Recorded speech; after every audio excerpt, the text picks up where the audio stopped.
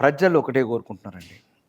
ఈరోజు భారతదేశంలో 20 రాష్ట్రాలు అంటే మొన్న కూడా జరిగిన అంటే ఎక్కువ మేధావి వర్గం అన్ని రంగాలుండే ఒక ఢిల్లీ లాంటి నగరాన్ని 48 సీట్లతో భారతీయ జనతా పార్టీ గెలుచుకుంది.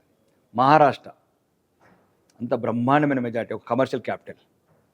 రెండోది హర్యానా లాంటి పక్క ప్రాంతం అంటే ఢిల్లీకి అంటే ఒక మేధావి వర్గం కావచ్చు, లేకపోతే ఒక కమర్షియల్ ఒక పారిశ్రామికవేత్తలు కావచ్చు, విద్యావేత్తలు కావచ్చు, సమాజాన్ని ఒక రకంగా మేల్కొల్పే వేత్తలు ఉండే అన్ని రాష్ట్రాలలో మేము గెలుస్తున్నాం.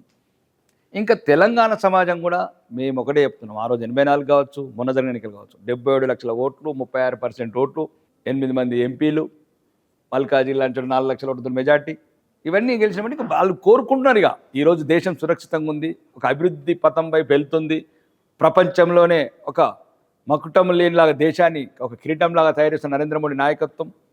ఈరోజు మధ్యతరగతి కావచ్చు, దిగువ తరగతి కావచ్చు, ఉన్నత వర్గాలు కావచ్చు, పారిశ్రామికవేత్తలు కావచ్చు, అన్ని వర్గాలని ఒక రకంగా అందరు ఎవరి అవకాశాలు వాళ్ళకి ఇచ్చి దేశం ఈరోజు వికసిత భారత్, అభివృద్ధి చెందిన భారత్గా సబ్కా సాత్, సబ్కా విశ్వాస్, సబ్కా వికాస్ నిదానంతో పోతున్న భారతీయ జనతా పార్టీని తెలంగాణ ప్రజలు కోరుకుంటున్నారు. విద్యాశాఖ కార్యదర్శిని కావచ్చు, వాళ్ళని కావచ్చు. రెండోది ట్రాన్స్పోర్ట్ కార్యదర్శి, రోజు నాకు పనులు ఉన్నాయి అక్కడ. రెండోది నేను వచ్చిన నుంచి సుమారు 15 నెలల 200 కోట్లతో ఇంటిగ్రేటెడ్ మోడల్ స్కూల్ శాంక్షన్ చేయించాను.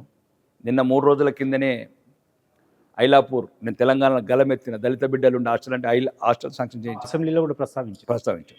ఆ హాస్టల్ శాంక్షన్ అయింది. రెండోది జూనియర్ కాలేజ్ శాంక్షన్ అయింది. ఇప్పుడు నందిపేట 30 పడకల ఆసుపత్రి, ఇంకా రేపు ఎల్లుండి వచ్చేస్తుంది ఆర్డర్స్. 30 పడకల ఆసుపత్రి. నేను విద్య, వైద్యం, ఉపాధి మీద నిన్న కూడా గౌరవనీయ పరిశ్రమల శాఖ మంత్రి శ్రీధర్ బాబు గారిని కలవడం జరిగింది.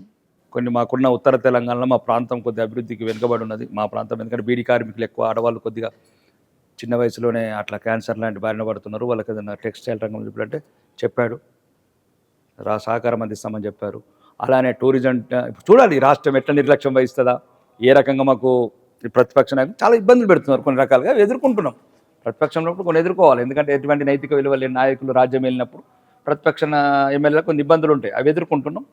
ఎదుర్కొంటూ కూడా పోరాటం చేస్తున్నాం. కలెక్టర్ గారికి కూడా ఆర్డర్స్ ఇవ్వడం జరిగింది. ప్రోటోకాల్ వస్తుంది.